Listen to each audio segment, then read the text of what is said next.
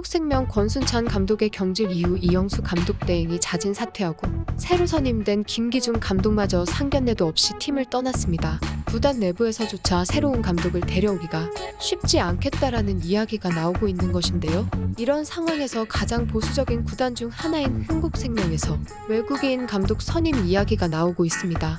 사실 여자 배구 팬들 사이에서는 국내 감독을 불신하고 외국인 감독을 선호하는 경향이 큰 편인데요. 특히 한국 여자 배구는 도쿄올림픽 대표팀이 4강 신화를 달성한 라바리니 감독의 활약으로 인해 외국인 감독에 대한 갈망이 높아져 있습니다. 도쿄올림픽에서의 성과는 김연경이라는 세계 최고 완성형 공격수의 존재가 큰 부분을 차지한 것도 사실이지만 라바리니 감독의 지도력도 큰 기여를 한 건 부인할 수 없죠.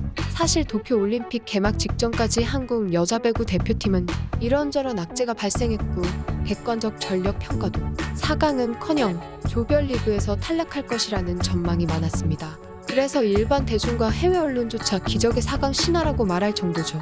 김연경과 한국 도쿄올림픽 대표팀을 이끈 라바리니 감독이 얼마나 대단했는지는 이번 세계선수권 대회에서도 여실히 증명되었는데요. 지난 2022 여자배구 세계선수권 대회 4강 진출팀을 살펴보면 미국, 브라질, 세르비아, 이탈리아가 4강에 진출했습니다. 지난 도쿄올림픽 4강 진출팀은 미국, 브라질, 세르비아, 대한민국이었는데요. 대한민국의 자리에 이탈리아만 바뀐 것이죠.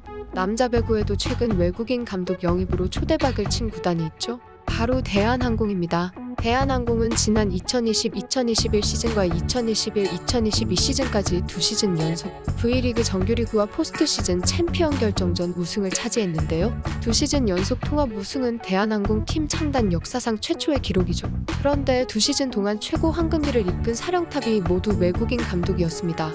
더군다나 V리그 남녀 14개 팀 중 유일한 외국인 감독이었고 현재도 유일합니다. 일각에선 국내 선수 구성이 좋기 때문에 우승은 당연한 것 아니냐는 견해도 있지만 프로스포츠의 세계에서 당연한 건 아무것도 없습니다. 해외와 국내를 막론하고 역대급 초호화 군단이라고 불렸던 팀들도 우승도 못하고 망가진 사례가 부지기수이기 때문입니다. 많은 일들이 쌓이다 보니 일부 여자 배구 팬들은 프로 구단들이 선수 아시아 쿼터제를 도입할 게 아니라 외국인 감독 쿼터제를 도입하는 게 더 시급하다고 주장하기도 하는데요. 지난해 펼쳐진 KGC 인삼공사 감독 선임 당시 전임 이영택 감독의 후임 사령탑으로 외국인 감독도 검토 중이라는 구단의 설명에 많은 팬들이 큰 기대감을 가지고 환영하였지만 결국 고이진전 삼성화재 감독을 전격 발표하면서 구단의 팬들은 트럭 시위까지 하며 실망감을 쏟아냈죠.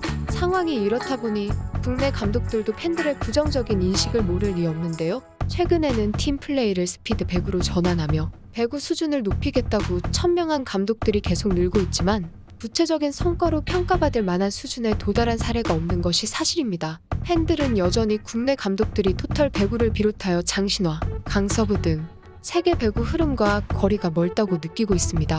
이러한 상황에서 흥국생명의 선택지는 외국인 감독밖에 없다는 이야기가 나오고 있는 것이죠. 최강 현대건설에 도전할 유일한 구단인 흥국생명은 감독들의 연이은 경질과 사태로 그야말로 독이 된 성배와 같은 자리가 되었습니다. 부담스러운 자리가 사실인 만큼 국내 감독 선임은 쉽지 않아 보입니다. 팬들의 분노를 잠재우고 우승에 도전하는 구단을 제대로 이끌 수 있는 능력을 갖춘 외국인 감독 선임이 흥국생명의 다음 묘수가 될 수 있을지 관심이 집중됩니다.